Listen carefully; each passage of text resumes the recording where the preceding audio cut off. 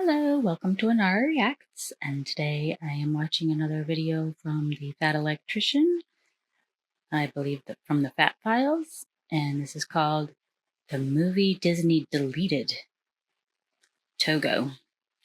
So let's see how that goes.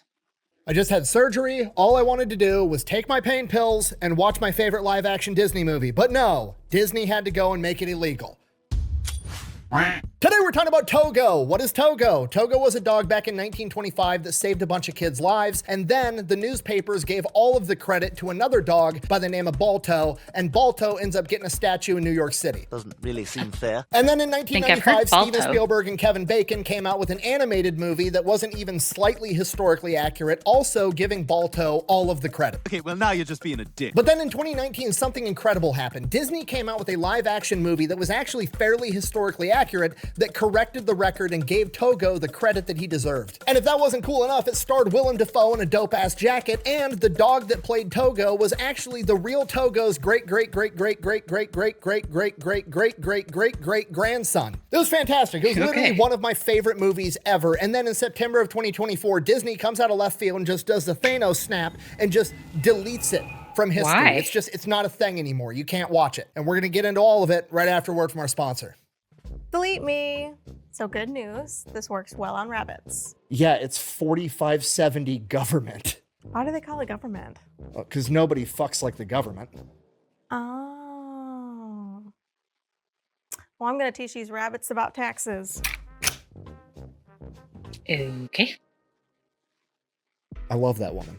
This video is brought to you by Delete Me. All right, here's the deal. Super simple, straightforward business model. You give them money, they turn around and make sure that data brokers on the internet aren't selling your personal information. What does that even mean? Okay, here's the entire internet and every free service on the planet inside of a nutshell, okay? There's a saying, if you're not paying for the product, you are the product. What that means is pretty much anything on the internet that you use, that's a service, whether that be Google, Facebook, Instagram, Snapchat, all of it, okay? It's all an app. So one of two things is happening. They're either gonna feed you ads, and that's how that company makes money since their service is free, or they're going to collect your personal information, then turn around and sell it to data brokers on the internet, and then they're going to turn around and sell it to whoever buys it, and next thing you know, you're getting 17,000 robocalls every single day. And that's where Delete Me comes in. They will look through all the major data brokers and find the ones that are selling your personal information and submit opt-out requests on your behalf, and then they are legally obligated to comply. And then they'll continue to monitor these data brokers, and if they get your information again, Delete Me will submit an opt-out request again. Basically, you're paying Delete Me to get rid of all the downsides of all of the free stuff on the internet, which I think is absolutely worth it. If you want to check them out, I'll have a link and a discount code down below. Let's get back to the video.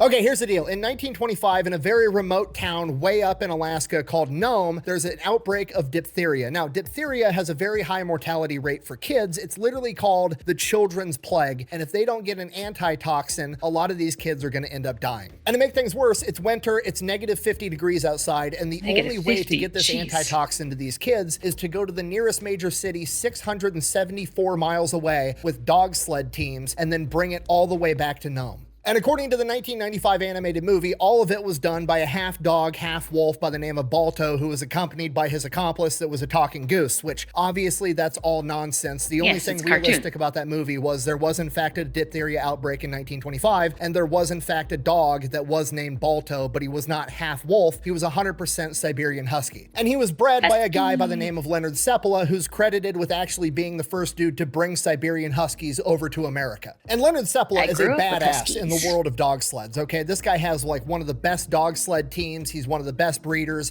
At one point, he was in the Winter Olympics. He's winning competitions. He's like top of his game. He is one of the legends of dog sledding. And he actually ended up selling Balto to a guy by the name of Gunnar Kaysen because Balto wasn't good enough to make it onto his sled team. He was too slow. The lead dog in his sled team for almost a decade was a dog by the name of Togo. Togo was a very sick puppy. He was the only puppy in his litter. And because he was so sick, Seppala's wife actually, kept the dog in the house, didn't let him go out in the kennel, and kind of babied this dog. So once this dog was in better health, he was kind of spoiled, and he was a troublemaker, and he was a little bit rebellious, and Seppala just didn't really like him because he wouldn't ever listen. He was untrainable, and because of that, Seppala ends up selling him to be a pet for somebody else. And then one day, Togo, about 2 weeks after being a house pet, jumps through the kitchen window and runs back to Seppala's house and goes back to the kennel. At which point, Seppala's like, well, fuck, okay, I guess you're not leaving. in, but you're still not part of my dog sled team. So then Seppala would go out, take his dog sled team, you know, training, doing events, and Togo would actually dig his way out of the kennel and run alongside the sled team. And eventually he's like, fuck it, I guess we'll see how good you are as a sled dog. And he ends up being the lead dog. And Seppala said out of all the dogs he ever had, Togo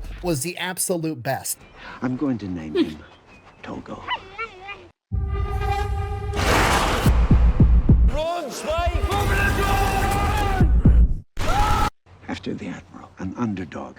Named for an underdog. Okay, fast forward to 1925 with the gnome diphtheria outbreak. Togo is 12 years old at this point in time. Okay, the average sled dog only makes it to 8 years old. Togo is 12 and he is still Seppala's lead dog. Now the serum is already on its way from all the other sled dog teams, and Seppala and Togo are in Nome, Alaska. So they're gonna send out their best guy, which is Seppala, and he's gonna leave to go out and meet the other mushers. And that's on January 28th, 1925. So 2 days after Seppala leaves, Seppala is going to cover the biggest distance. He has to go 170 miles to the pickup point and start heading back. And 2 days after he leaves on January 30th, another sled dog team is going to leave and they're going to meet Seppala. He's going to hand it off and they're going to start bringing it back. And then the next day on January 31st, another sled dog team is going to leave, and that's the one with Balto, and they're going to pick it up and bring it back to Nome. So Seppala is doing the bulk of the work. Not only that, but when Seppala leaves, because the clock is ticking, these kids are sick and they're gonna die unless they get this antitoxin, Seppala elects to take a shortcut across the Norton Sound. The Norton Sound is a very small inlet of the Bering Sea that freezes over in winter, but the ice is very thin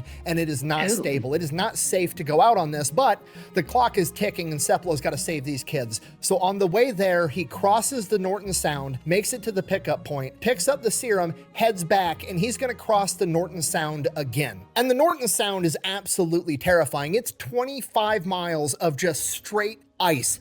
Thin ice that's cracking and breaking apart underneath him and his dogs. How do they get the traction? entire time, both times he does it. At one point on the way back with the serum, all of the ice ends up breaking and Seppala and his sled team are literally on a gigantic free-floating piece of ice. And Togo, because he's so intelligent, sees the closest piece of land that he can see and brings the dogs hauling ass across, and they end up leaping and pulling the entire sled with them across open water, lands on land, and then drags the sled with it, saving the entire run, Seppala, the dogs, the kids, everybody. Togo literally saves the day. So during his run, Seppala has to go 170 miles there to pick up the serum, crossing 25 miles of frozen water, comes back, crosses another 25 miles of frozen water, by far and away the most dangerous stretch of the race, and he ends up hitting 90 miles back towards Nome before the next sled team ends up meeting him. That guy starts heading back towards Nome. He rides for about a day, and then Gunnar and Balto meet him,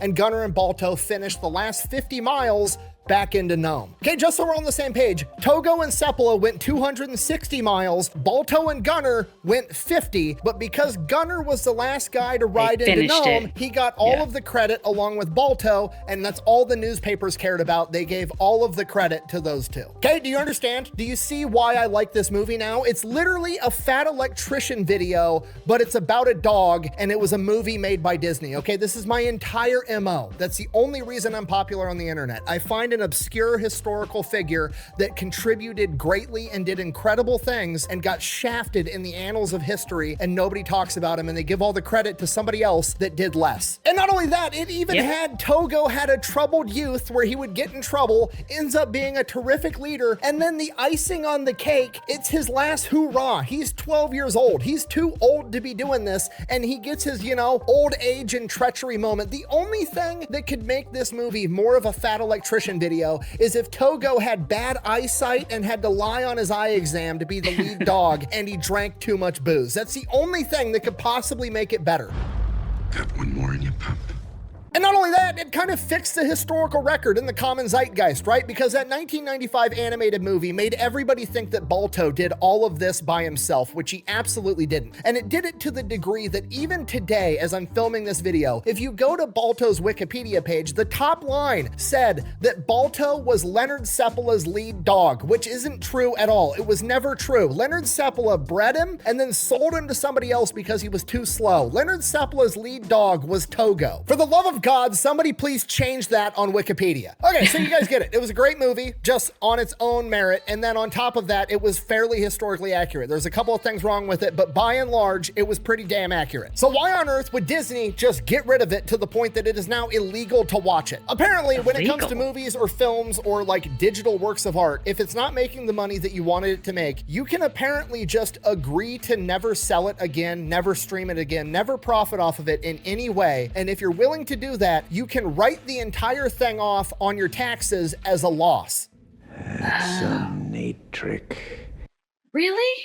They figured they'd get more money from it as a tax write-off than to just leave it? And that's exactly what Disney did in September of 2024 with like 25 to 30 movies, getting them a $1.5 billion tax break. Can you understand how absolutely insane it is for them to be allowed to take a perfectly good asset and intentionally destroy it just so they get a tax write-off? It shouldn't even be legal. This literally undermines the entire concept of capitalism, okay? And I'm not bashing on capitalism. I'm the most hardcore capitalist you'll find in your entire life. But logically speaking, the entire proposition of capitalism is like, okay, you're an entrepreneur. You're going to take your own money, your own time. You're going to pour your blood, sweat, and tears into this project, your vision, and you're going to create this product, and then you're going to take it to market. And if it goes well, you deserve to make a ton of money because you're the one that footed all of the risk. And that's why we can justify millionaires and billionaires inside of society. That's the logic, whether you agree with it or not. Okay, but the flip side of that is if you take the risk and pour your blood, sweat, and tears into a project and it doesn't go that great, guess what? Get fucked. You lose money. That's how it's supposed to go. You don't get to destroy the asset and then write the entire thing off. That's complete and utter bullshit. That's a write-off. That's a write-off? Yeah. Do you even know what a write-off is? Do you understand how fucked up something has to be for Disney to psyop me into kind of low-key advocating for taxes? It's insane. Okay, and where's the line? Where does this end? I mean, imagine if Sig Sauer, that company that invented the P320, that pistol that allegedly when you drop it, it just fires itself. What if they came out and they were like, hey, we invested millions and millions and millions of dollars in R&D and development of this gun, and we've decided it's not working out that great, so we're just gonna go ahead and never sell it again and write the entire project off. I'll make that deal. I own part of Bunker Branding, the company that makes all my shirts and my hats and my merch. I own a part of that company. If I walked into the warehouse in Boerne, Texas, gathered up all the shirts that we had made, hauled them out to the parking lot, threw a Molotov cocktail at it, started a bonfire, and roasted marshmallows, should I be allowed to write all of that off as a loss, or am I just an asshole and an idiot? I'm gonna go with the second one. Okay, that's the gig. That's capitalism. When you win big, and when you lose, guess what? Tough shit, you fucking lost. The end. You don't get to hit backspace and delete history. Actually, if you would read the entire article, Disney cites that it costs a lot of money to house and curate a large catalog of videos.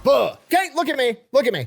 That is a bullshit excuse, okay? How on earth would some electrician from Iowa know that? Because me and my friends got together and started our own streaming platform, pepperbox.tv, and it's got like 73,000 subscribers, and we've got a ton of videos up on there. Guess what? It does not cost that much money to have an extra video sitting on the servers. And we also make exclusive content just for that platform, just like Disney Plus does. Hundreds they have up there, thousands even. Fathom coming up with an exclusive piece of content, paying to have it made, putting it on my platform, and then it didn't get enough views on my platform, so I then delete it and have it as a tax write-off. It just doesn't even make sense. And if you still don't believe me, look at the platform we're probably on right now, YouTube. Any person on the planet can get on Google, start a YouTube account, upload hundreds of gigabytes worth of video, not get any views, not have their channel monetized, taking up space on Google servers, and guess what? YouTube's still making a metric fuck ton of money.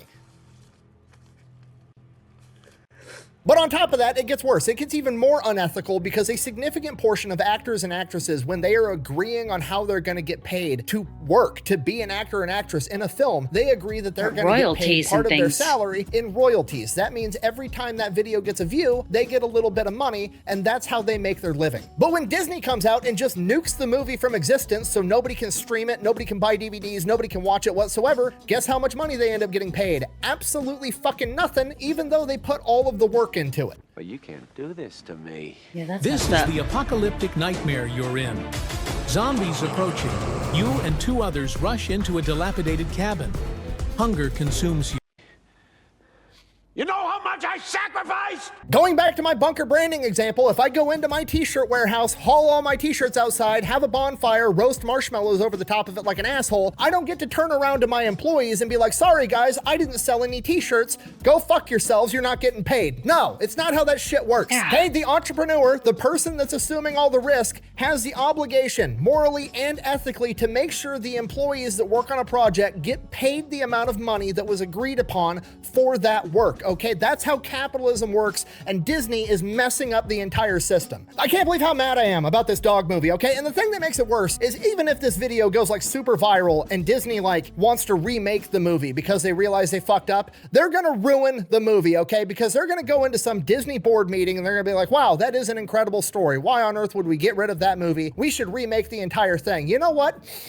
However, I don't like the notion that there was a white dude with a bunch of purebred Siberian Huskies. What if instead we cast Anne Hathaway to be Leonard Seppala, and then we made Togo be a pug, and then on the dog sled team there was a ferret and a cat and some 14-year-old e-girl that thinks she's a dog? Not only is Disney ruining capitalism, they're disrespecting the memory of Togo, okay? He was 12 years old. He was an old man that ran 260 miles through a snowstorm across a frozen fucking ocean to save a bunch of kids' lives. Then he never got the credit that he deserved for it, and then Kevin Bacon and Steven Spielberg fucked up the common zeitgeist of history, making everybody think that Balto's punk ass did it, and then Disney comes out of left field and they're like, you know what, we're gonna fix the historical record, and then 4 years after that, they nuke that from existence because it doesn't meet the bottom line of Bob Iger's fucking spreadsheet. Okay, all I wanted to do was come home from surgery, sit in my lazy boy, take my pain pills, and watch Leonard Seppala and Togo save a bunch of kids, but I can't because Disney is trying to fuck up capitalism. And now I gotta go get on eBay and see if I can find an old DVD copy of this movie so it's not lost forever. I guess,